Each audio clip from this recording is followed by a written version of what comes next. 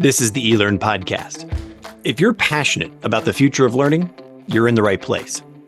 The expert guests on this show provide insights into the latest strategies, practices, and technologies for creating killer online learning outcomes. My name's Ladek, and I'm your host from OpenLMS. The eLearn podcast is sponsored by eLearn Magazine, your go-to resource for all things online learning. Click-by-click how-to articles, the latest in edtech, spotlight on successful outcomes and trends in the marketplace. Subscribe today and never miss a post at elearnmagazine.com. And OpenLMS, a company leveraging open source software to deliver effective, customized, and engaging learning experiences for schools, universities, companies, and governments around the world since 2005. Learn more at openlms.net. Hello, everyone. My name's Ladek, and my guests for this episode are Ross Garner and Ross Dickie of MindTools for Business, both lovingly known as Ross G and Ross D. They are internationally recognized learning experience designers. In fact, in 2019, Ross Garner won the Gold Award for Learning Designer of the Year at the Learning Technologies Awards. And in 2022, Ross Dickie took bronze in the same category. Now, together, they focus on developing performance-focused e-learning, animations, infographics, and video content for a diverse portfolio of clients. In this no-failure conversation, Ross G, Ross D, and I talk about where do we start designing learning experiences that work by asking what is the learning outcome that the client actually wants to achieve. The MindTools duo then reflects on how often clients actually really aren't clear about the learning outcomes that they want to achieve in the first place.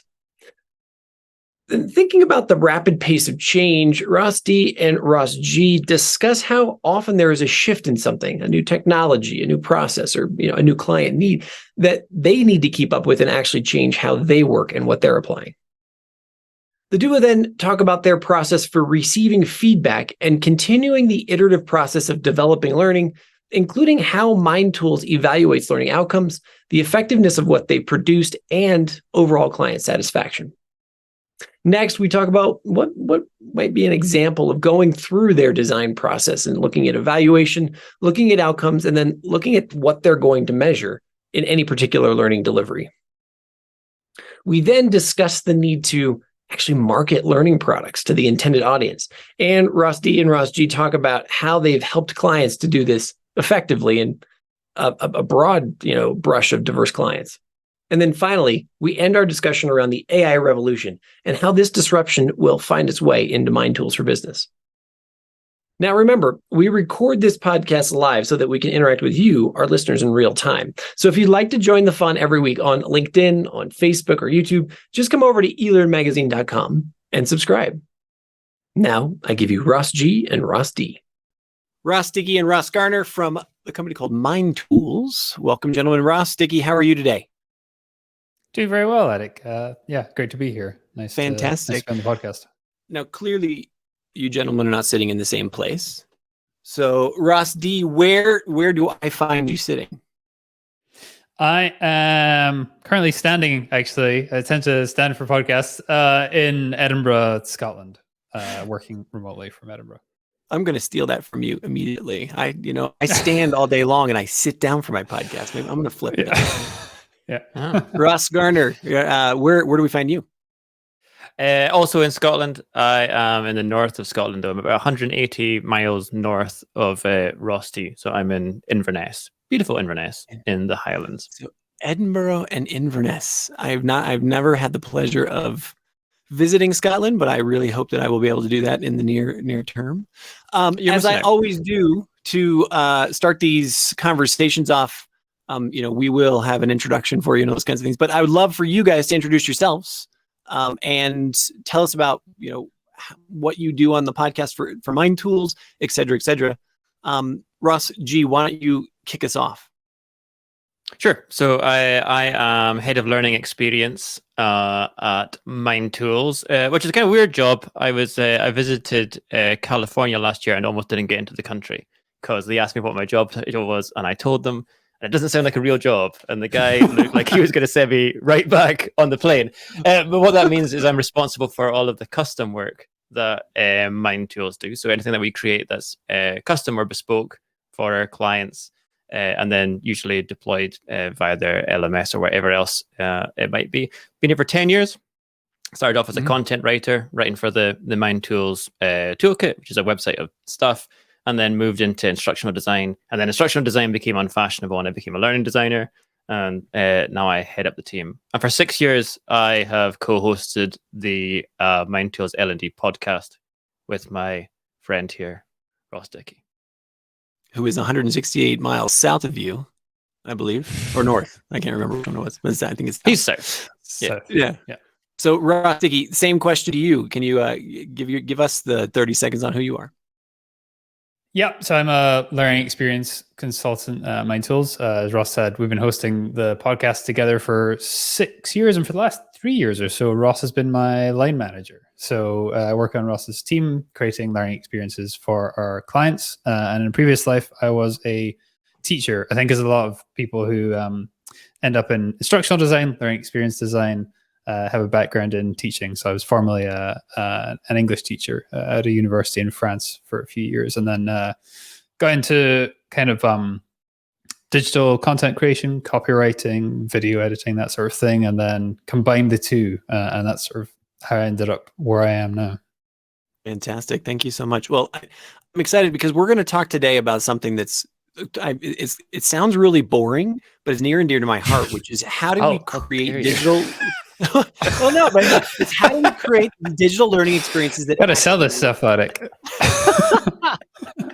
Well, it's the year 2023. We're recording this, in late March of 2023, and there's a couple of things in the world where I'm like, it's 2023. Aren't we at a place now where the playbook for creating learning that works is probably knowable to everyone? And yet I've had, hundreds of people on this podcast. We see it every day, especially in higher education, but also in corporate learning and in L&D and everything all over the place where, students are not engaged. Professors are just kind of phoning it in by throwing up a PDF or a PowerPoint in their learning management system. The complaints, around parents, et cetera, managers, whatever. This is still a cacophony that's happening, but here we are. So that's my first question for, you today, and I'll throw this one to you, Ross G, is where do we start designing learning that works? Like where do we begin? Yeah. So I think I would maybe start with your criticism that, your claim that this is a solved problem. Because if I were to meet you at a cocktail party, or if you were to work in border security for a major Californian airport, then I think you would make the claim that digital learning doesn't work at all. That is absolutely terrible. I was embarrassed for years to say that I worked in e-learning, because every time I told anyone that, then they would immediately come back at me with, "Oh, we have to do that at work. It's terrible. It takes an hour and you have to click through all these slides and then there's an assessment at the end."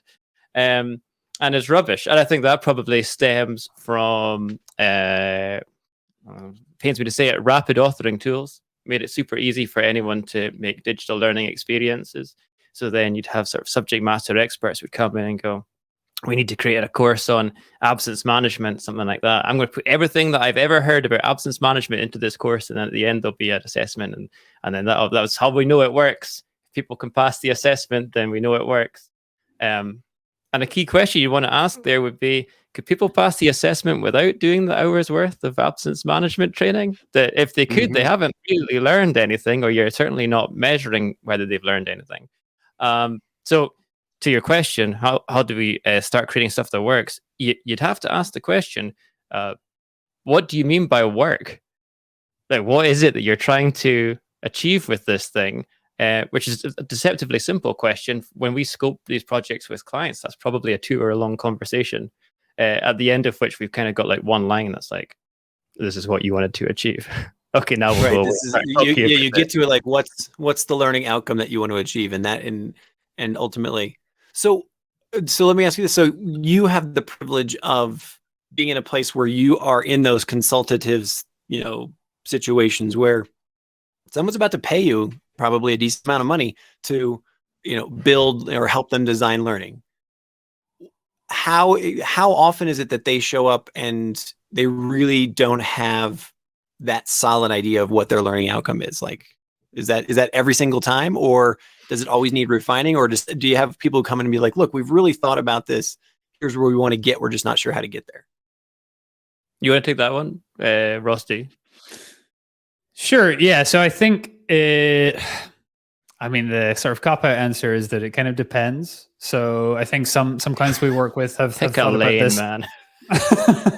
All right, I'll pick a lane. Well, I think Ladek, you said at the beginning when you were suggesting, I don't think you were suggesting it was a solved problem. I think you were suggesting that despite the fact that we've been talking about this for a long time, it's amazing how often you come across situations where it hasn't really been thought through that well. L&D has been given an order from the business. We want a course on this, and often that's where we get involved. And so the outcome, as they're seeing it early on, is sometimes just we need a course on, I don't know, this policy or whatever it might be. And we will then, work backwards from there to think about, okay, well, yeah, what are your learning outcomes? What do you actually want learners to get out of it? What do you want them to do differently? So I know you've had Julie Dirksen on this podcast. We're a big fan of Julie. In Absolutely. fact, her book is assigned reading for anybody new joining our team. So we think a lot about actions, and our process is I would say like a hybrid of Julie Dirksen, Kathy Moore, a little bit of Nick Shackleton-Jones, 5DI thrown in.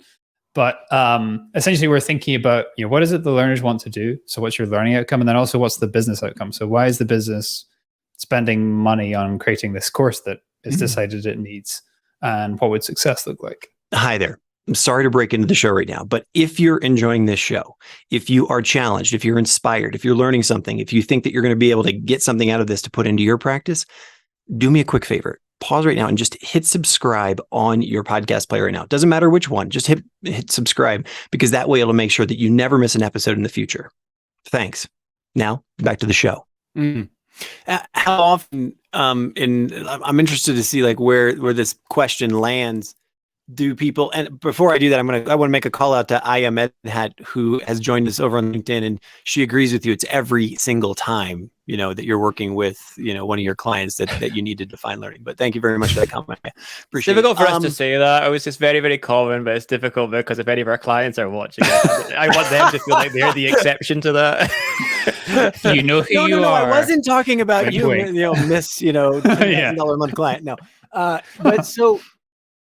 I guess the thought to that is, I'm thinking about the corporate L&D space right now, and I'd love to see if we can sneak into maybe higher ed if you guys ever play in that field. But since we're thinking about L&D right now, how often is it that you then enter those conversations and you start, hey, well, what's your learning outcome that you want to achieve? And literally there's that collective like, oh man, this is going to take time. You mean we're going to have to work at this? Like, is that an often thing, or do most people come to the table and they're like, yeah, right, yeah, like I really want to dig into this and we want to invest and we really want something, because the pace of business, the pace of change, we know that learning always still gets that sort of back seat. So what happens there?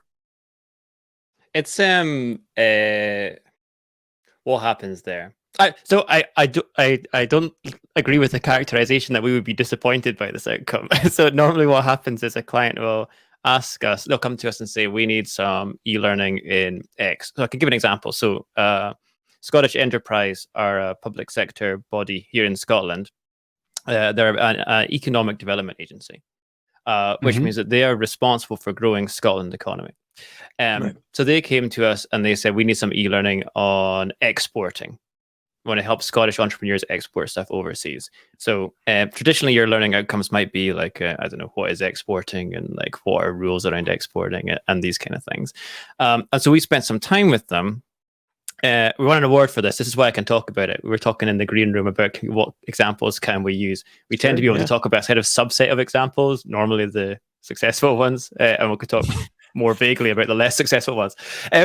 But so what did Scottish Enterprise want to achieve? Well, they wanted to grow Scotland's economy. That is their mission as an agency.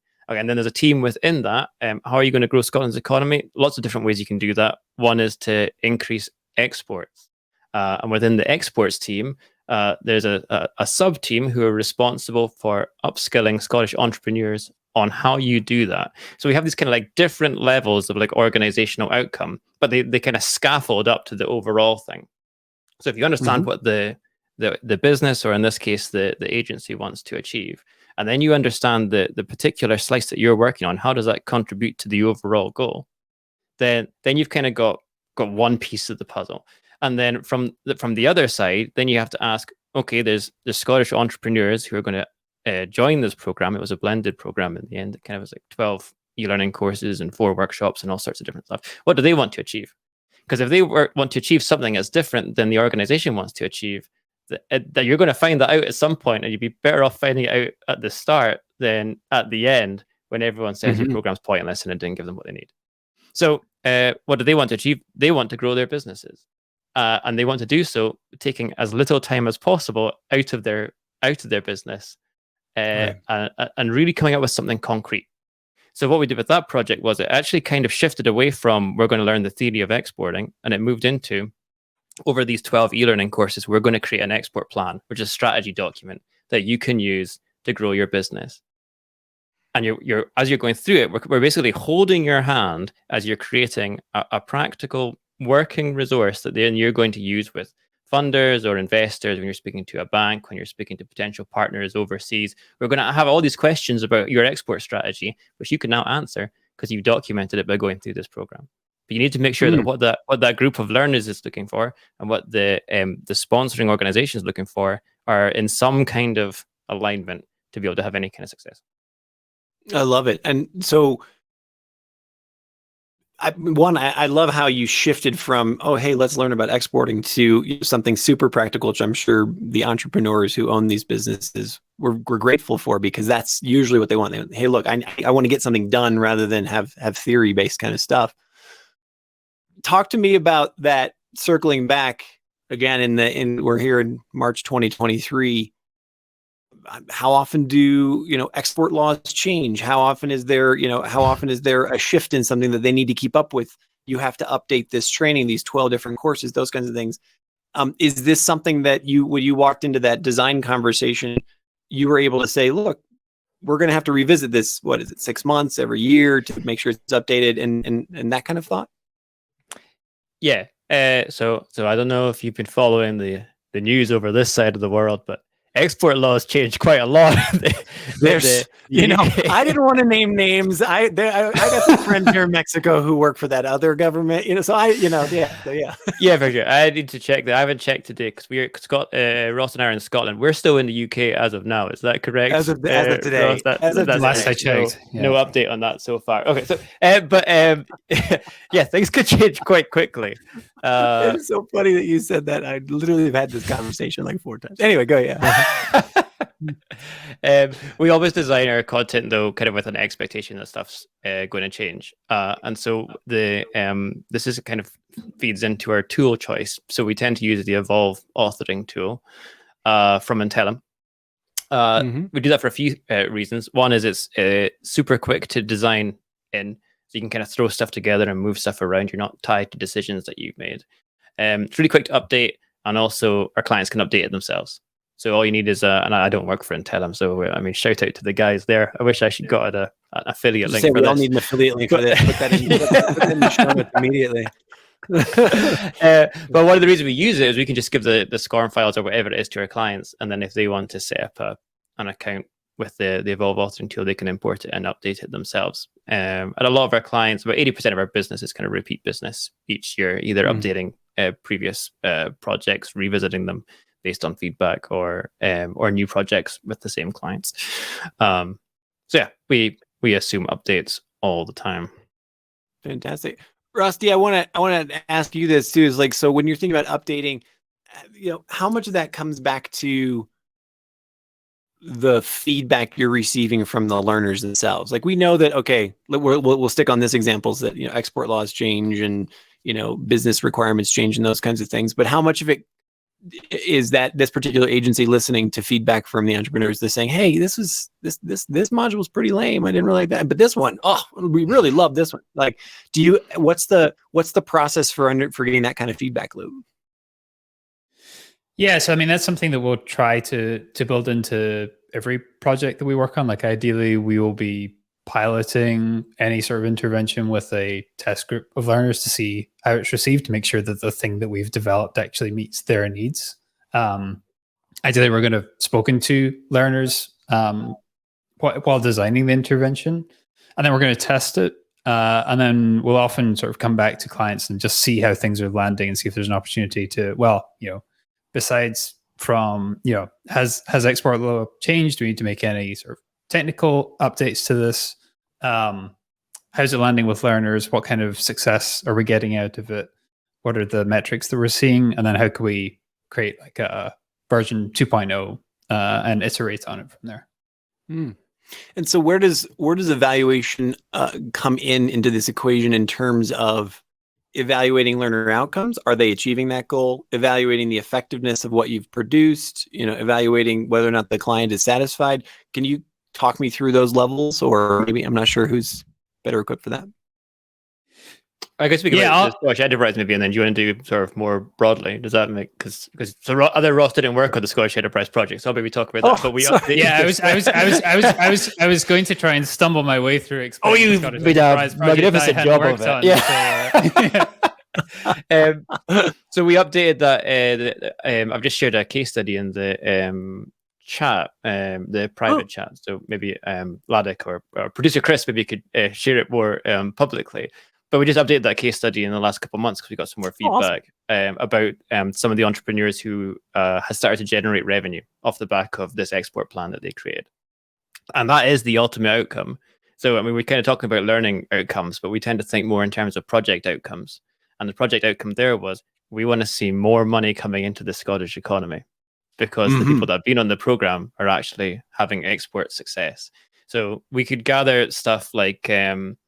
it used to be a face-to-face program, and then we turned it into a virtual program. So the program paid for itself in 2 years. So that's one way of measuring it. Okay, so that's saving public money that can then be reinvested in something else. That's a good outcome. Learners enjoyed it, and then they gave us good feedback, and they felt more confident doing what they were running their business overseas. That was a good outcome as well. But the real outcome was, did they actually then go on to sell any products or service overseas? And we've started to see some of that data coming back now.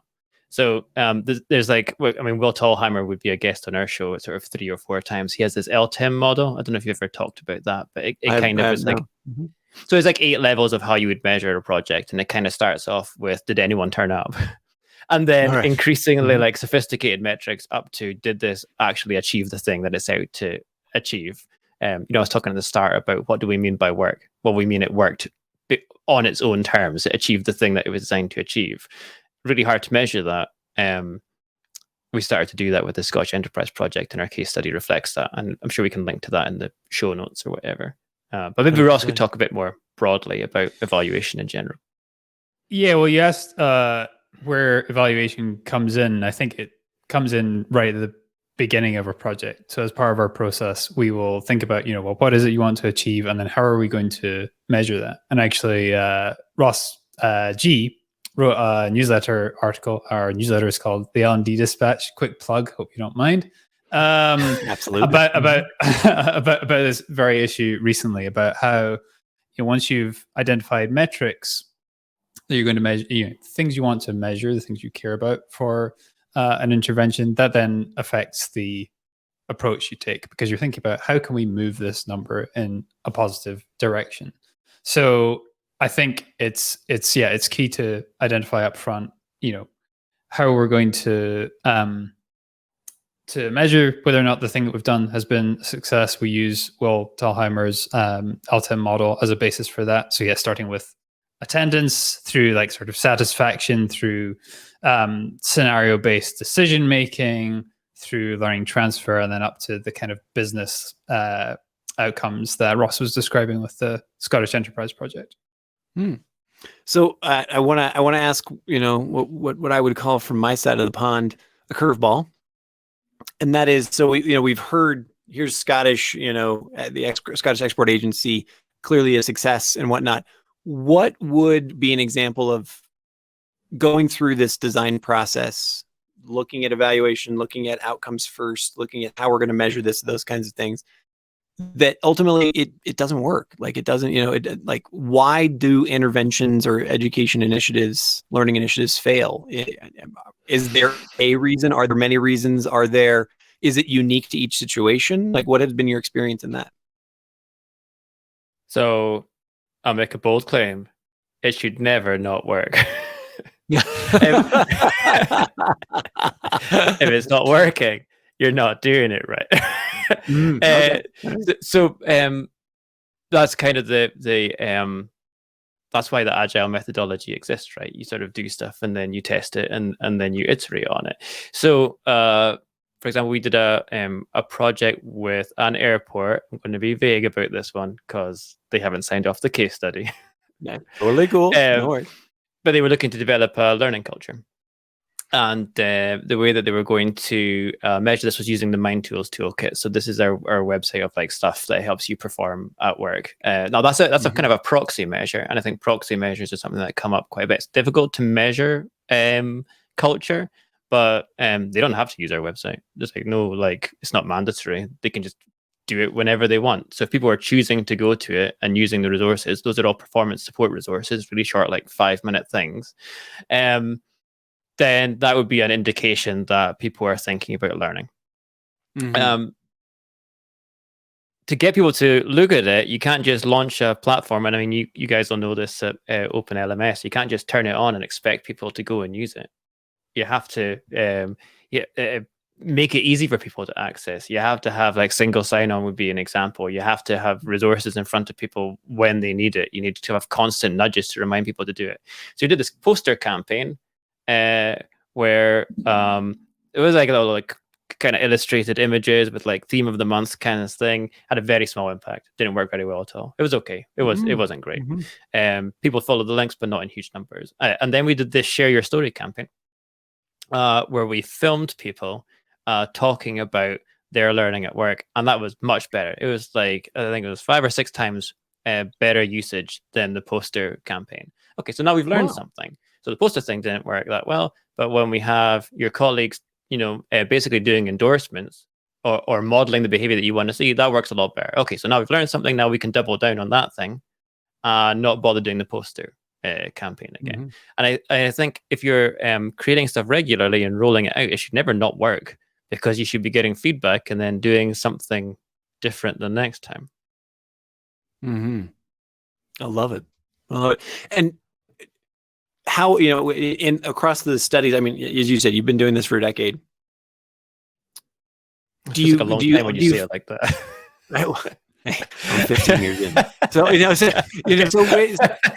across that experience, do you find that you're able to say you're able to work with a particular client from a particular sector and say, here's from the toolkit that we have, here's what we know from the past, here's the real question I want to ask is, are there this is marketing, right? You've got to market the learning initiative in order for people to come into the learning and actually participate. So are there different things that work for different settings? And the reason why I'm asking this is I'm feeling like the Scottish Export Agency has a different, it's niche, right? A different avatar, a different business culture, than let's say an airline or a producer of consumer goods, those kinds of things. So do you find that different things work for different, or are humans generally turned on and attracted by the same things in these kind of marketing efforts? I think there's probably similarities. So we're very fortunate in that the company that we work for in 2017, I want to say, acquired Towards Maturity. I don't know if Towards Maturity have much of a presence, or if they had much of a presence in the US. Have you ever heard of them? No. So they were set by the UK government, basically to help upskill the UK, and they're a benchmarking and research supplier. So they would gather data from L&D teams, mostly in the UK, gather all that data, run the numbers, create an annual report. They would give you, say, OpenLMS or any other company that was interested and signed up for it. They would tell you how you were performing versus other companies. And they've done that for 25 years, something like that. So in 2017, they were acquired by MindTools. So now we have this in-house research team who have 25 years worth of data on L&D segmented by sector. So I think we're pretty confident that people generally learn the same way. Like learning science is kind of applicable globally with maybe some slight cultural differences. But we can also run the numbers. And I say we, it's not me that does it. I haven't got a clue. But we have a team who will run the numbers and they create for us basically like industry insights. So for example, they did one recently on local government. I'm going to try and remember these numbers. They might be slightly off, but the principle works. Let's not let the facts stand in the way of truth. It was that it's like 77% of people of L&D teams in local government have struggled with evaluating impact. It's the wrong way around. That's the wrong way around. Yeah, that's right. Have struggled evaluating impact. Only 14% have the skills to do so. So you have like this massive need, right? We need to do this thing, and a very small number who actually have that capability. So that's a useful insight if you're going into conversation with someone that's working in local government, because you know they probably struggle with this. Well, that's the thing that that we can help with, and we've got these researchers that can help as well. So I think people learn the same way, but there's definitely differences from industry to industry, and maybe in terms of the challenges that they have. I love it. I think as well. Go ahead. Yeah. I think just to come back to your question of why learning interventions fail and where the sort of marketing piece fits in, I think like there are probably certain key ingredients that are the same, but I think one of the big things for me is sort of not taking time to understand, do your kind of market research. So what is it that your customers, if learners or L&D's customers, what is it that our customers want to buy? What are they interested in? What do they care about? And then also, if you're promoting a learning intervention, you're trying to get engagement with it. I think understanding where learners are going to be most receptive to that kind of push. So if you're just putting something out on your LMS and hoping someone's going to stumble across it, it's probably not really going to happen. Similarly, maybe in some organizations, email campaigns would be effective. But in other organizations, maybe, you're getting 200 emails a day. This new course that might be relevant to you is buried amongst that. So I think taking time to understand where are your learners, this is a sort of overused phrase, but meeting learners where they're at.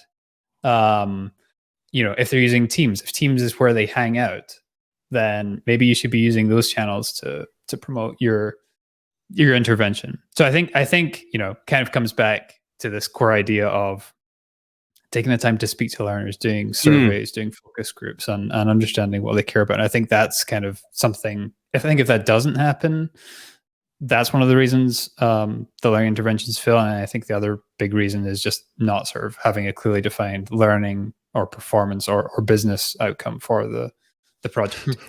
Yeah, and I don't want to fail how. Yeah. Like you haven't defined it. Yeah, well, that's, I know, I guess. Well, we didn't have a measure. We didn't know the measure success, so can't say that it failed. Well, and ultimately, I actually really, I honor that. Like how did it feel? Because at the end of the day, Ross G, you just said that a few minutes ago, where it's the iterative process, right? So it's not that we failed; it's that we didn't achieve the outcome that we had desired. So let's go back and tweak or change or redesign so that we do get there, right? And at the end of the day, what I'm most interested in, and what the people I've talked to in the business are most interested in is like, how can I avoid some of those bigger ones where, hey, we just put, either a bunch of money or time or effort on the table. Let's make sure that it's highly likely that we're going to get to that outcome, right? Yeah. But there's always strange things, and I want to also just riff on what you said, Ross D, about meeting the learner where they're at. I'm not sure if it's on, if it's actually in our feed right now, but I just interviewed a guy named David Livingston over at Kaiser Permanente, and this was his whole gig right? Where he's using chatbots to find his team where they're at to encourage different types of growth learning and these kinds of things. But that was a huge piece for them, was actually showing up where these people are actually working every day, because otherwise they're stopping work, trying to find out, and you once again, removing that friction from the learning experience is absolutely critical in today's universe. And did I mischaracterize anything there? I think you said it more articulately than I did, but yeah, that's the essence of what I was getting at. Also, a lot of this stuff has been done before. I think that's something that we, I did a master's in digital education, and I was really interested in digital education in the corporate setting. It's super tough to find any literature on what's been done in a corporate setting, because private companies do not publish research reports on the stuff that they've tried that then worked or didn't work. Yeah, unless it was like a giant public fail, like Sony putting out 2 iPods on the two iPod competitors on the same day from 2 different teams, right? That kind of stuff. Like you become a case study, right? And then that's for sure. But there are loads of academics all over the world who are looking at this stuff, and this kind of we're in the privileged position, like I said before, of having a research team. But we're doing a project just now on negotiation. Now, what do we know about negotiation? I don't know. We're learning designers, but there are people who study negotiation, and they do publish stuff all the time. So we did a literature review on what does negotiation education look like, what's effective and what's not. Okay, cool. Now we can stand on the shoulders of giants and claim the credit. We can factor that into whatever we're doing. We don't have to do everything for the first time every time. So take me down that path. Let's just use this negotiation client as an example. No, what are the Ross biggest Dickie one then? Because I didn't work on it. Well, so okay. So Ross Dickie, what are the biggest challenges in creating a learning experience for this type of client or any type of client? Is it? I don't even want to lead the witness. You tell me, what are like the biggest things that you're always like, we got to struggle through this, or I know this is going to be a challenge in the work you do? I think to take the negotiation thing as an example and build on what Ross was saying, I didn't really know anything about negotiation before starting this project, and that is often the case. So low. Yeah, first offer is like, that seems good to me. I'll take it. Lucky to have a job, right? Or, copywriter, aspiring journalist. So happy to just be employed. No, so I think that's often the case. I mean, there's some kind of greatest hits topics in L&D, like health and safety, data security, those sorts of things. You see over and over again, and you start to build up a little bit of subject matter expertise there. But I think, often the problems that we're trying to solve are so niche that you come to them with this sort of, we like to think of it as useful ignorance. So you can ask a lot of questions which might seem frustrating to the SME, or obvious, the answers to which might seem obvious to the SME, but actually it kind of encourages them to think about it more from a learner's perspective.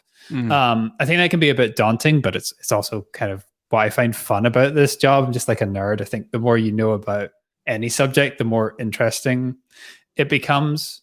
And then I think otherwise, particularly when we're thinking about designing kind of e-learning, I think often what we're coming up with is, if you're thinking about what you're designing within the scope of a digital learning experience, you're often coming up with proxies for the thing that you actually want your learner to do. So if you're designing an e-learning course around negotiation, a lot of the struggles people have with negotiation come from a lack of confidence. It's a unfamiliar setting. Maybe you're not used to negotiating as part of your job. It's kind of confrontational. It feels a bit awkward. Maybe you don't really know what the market rate is for something.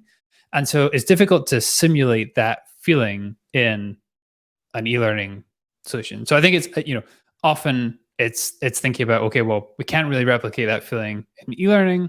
So it's then thinking about, okay, how can we best replicate that? And so maybe this is better suited to a blended approach where we're kind of easing them in where their comfort level is a bit, is higher when they're, being introduced to this topic. They start out with something where they're negotiating with like by answering certain scenarios within the scope of a digital learning experience, and then they're going and putting that into practice with negotiating with maybe other people in the organization, or even an expert negotiator, like somebody from procurement could potentially come in and model good negotiation with them. And there they're going to feel that stress that comes with negotiating with a real person, but it's still going to be in a safe environment. So you're kind of scaffolding up. So I think it's figuring out the challenge. I think is often just figuring out what is the best approach for the thing that we want the learner to be able to do. Mm-hmm. Okay, excellent. On scale, Ross, do you have anything you want to add there? Yeah, we were talking about this today. Actually, I think that's why probably Ross has gone to that example. We were talking about if you really want people to, if you want to change behavior, really experience something that they're going to remember forever. So one example we had was, if you're in a position, so you work in a train station or an airport or whatever it might be, some kind of like busy location, and you have to interact with passengers, some of whom are visually impaired. What is the most effective way to get people who work in that environment to empathize with the visually impaired? So probably it would be to blindfold them or give them some sort of like something that's going to impair their vision and have them go through the environment. They have to get on a plane or get on a train or whatever it is. They're going to remember that probably for the rest of their life. Super difficult to scale. So then how did you do that to a population of 5,000 employees without having, everyone's going through the environment all the time? Maybe you would use like 360 video, something like that, with kind of like a slightly like blurred effect on the lens. Or maybe you could just like 2D video where you do animation. You're trying to find things that are going to, as close as possible, approximate the experience of someone in order to build empathy. And then by building empathy, you're encouraging the learner to care about this thing. And then act off the back of the experience. So now that you've experienced it from the point of view of your end customer, what are the things that you could do differently to make that a less stressful experience for the person who has that impairment? So many different unique scenarios that you guys have been a part of. I want to, I know your time is precious, but I have to ask the question, with all of the work that you've done and all of the experience that you've had, in the last 3 or 4 months, we've had this sneaky little thing called ChatGPT and AI, and we'll bundle it all together and call it. The AI evolution is coming for us. Sure. How has that made you rethink? How has it made you see different demands from clients in terms of speed of turnaround or pace of change? What are you thinking right now in terms of, how is this a massive asset? How is this a disruptor? How is this fantastic and scary all at the same time, as somebody who, two people you've been doing this for so long? Ross is kind of the AI nerd. Yeah, I have thoughts, but yeah. I'll maybe start with client expectations. I wouldn't say the client expectations have changed in a way that I've noticed. In the, I don't think there's a sudden expectation that we're going to be turning around content around faster because we're using AI. I think I've mostly been using it as a sort of as a way to generate creative ideas, as a sort of starting point that we then build upon by having a sort of brainstorming session within our team. I think kind of thinking further ahead, a lot of the work that L&D does is focused on solving kind of problems that are just an inherent part of being human. We're not machines that can consistently perform an action correctly on a sort of consistent basis.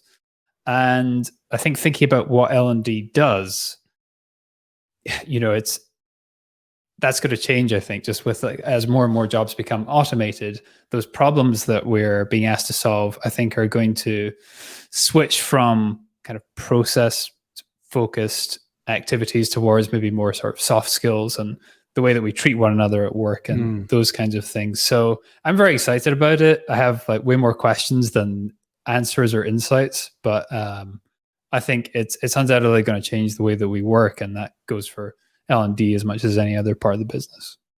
Ross G, you want to put your 2 cents on there? Yeah, I'm slightly horrified by the prospect of what might come. So I don't want to. I'll bookend this show because at the start I was slamming rapid authoring tools for there just being an enormous amount of junk produced. Well, imagine we could automate the production of that junk. So the client goes, "Oh, I've got this problem. I need a course on exports, how to export." AI is never going to go, well, what is it that you actually want to achieve here? And we'll work backwards from that. It's probably going to go, sure, here's 18 hours of stuff on exporting. Do you want more stuff on exporting? So I worry a little bit about this. And then the other thing I find from a kind of workplace productivity point of view, because I was looking at Google's got this like their version of ChatGPT kind of built into their tools now. So you can say Ladek, do you want to come on my podcast, and then make that sound nice and write 5 paragraphs of human stuff, so that Ladek thinks that I've spent plenty of time composing this nice invitation, and then you get this 5 paragraphs through. And you go, I'm not reading that. That takes far too long. I'll use my little AI thing and say, just to distill this into like a 1-sentence bullet point of what Ross is actually asking me. And then you, okay, yeah. And my answer is yes. Right, write 5 paragraphs that basically means yes. What are we doing with ourselves? We need to work out how to use these tools effectively and not just create more crap. Yeah, I think so. I've been banging on to Ross about this for the last few weeks, but Sam Altman, founder of OpenAI, has this essay, Moore's Law for Everything, the basic thesis of which is that the cost of various different things will eventually sort of decrease year on year and eventually come to zero in many cases. And I think that's true for content creation. So there's a huge risk, I think, with what we do, that the cost to individuals and to L&D departments of creating content is just going to continue to drop. It's going to be easier and easier for us to make content that is well written and may or and factual, may or may not be compelling. But the question is whether or not we should. And I think if I was still working in copywriting, I would be a little bit more nervous about my job than I am right now, because I think consulting, well, I don't know, who knows, GPT-5 might put me out of a job, but I don't know. I was sorry. No, go ahead. Interrupt, but one of the things that I found interesting, so I watched the GPT-4 release, and I've heard over the last weeks and months here about copywriters, learners, education, disruption of education, like. But the first example that Sam put on the table when they released ChatGPT-4 was that tool building a bot, right? So it was coding. And so the first thing I thought was like, the people who should be most scared are the technologists, the coders and this and that, because this is its real wheelhouse, right? And so it's just there's no industry that isn't potentially disrupted. But I come back to this now. It's become my refrain of, and I really am glad to hear both of you have echoed this, is that it's the human experience that is still the critical piece. And we've known this since days of yore, right? Where it's like the reason why you were an apprentice to a blacksmith was because somebody can't tell you how to be a blacksmith. You got to go bang the piece of metal and, be in the smithy and all that, you know what I mean? And that still applies today, right? Like at the end of the day, you're going to have to learn how to... Ladek. That's kind of been automated, but I know what you mean, but... You know what I'm saying here. But it's just like at the end of the day, you've got to, the actual experience, the human experience of whatever it is really the critical piece in the learning. At least that's my hypothesis. That's my proposition that I'm going forward with. So interesting. It's dangerous to make predictions, I think. And I realized thinking back about my own prediction of the emails going back and forth as active translation. The problem in that system is not the AI. It is the pink, fleshy, human, mushy blood and guts bit that keeps doing crazy things with AI. So, I have concerns about the humanity, maybe in a way that you feel more positive, Ladek. I'm going to stay optimistic. Yeah. Ross Well, Dickie and Ross Garner. Say again. We should stay optimistic up until the point that the sun sets. I hope so. Smiling as the sun goes down on humanity. Sorry, you were trying to do like a nice, like enthusiastic American. I will do ending. it now. I will say, Ross Dickie, Ross Gardner.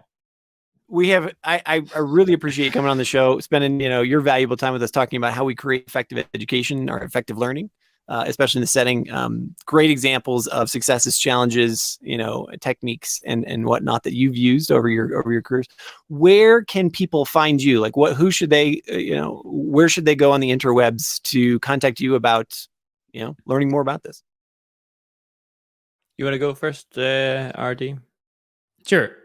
So they can find me at Ross Dickie MT on Twitter, or look me up on LinkedIn. If you search for Ross Dickie and you're in the learning space, I think there's a good chance you'll find me. And I am Ross Garner, MT, on Twitter and also on LinkedIn. We also host the MindTools L&D podcast. We're coming up to 350 episodes, so we have wanged on about this stuff for quite a long time. We write a weekly newsletter, the L&D Dispatch, that can come to your inbox every Monday. That's lddispatch.com. And finally, I know, sorry, this is like a really long list of plugs. MindToolsBusiness.com is our company website if you want to find out about our products and services and buy stuff. Fantastic. Thank you so much for taking the time out to be on the show today. And I wish you the best, I guess, for you, the evening coming up. Yeah, thanks. It's a privilege to come on. Thanks for the invitation. Cheers.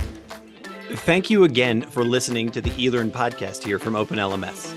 I just wanted to ask one more time, if you enjoyed this show, if you learned something, if you were inspired, if you were challenged, if you feel like, this is something you can take into your practice, please do me a favor. And right now on your podcast player, hit subscribe. That way you're never going to miss a future episode. Also, come over to elearnmagazine.com and subscribe there as well, because we have tons of great information about how to create killer online learning outcomes.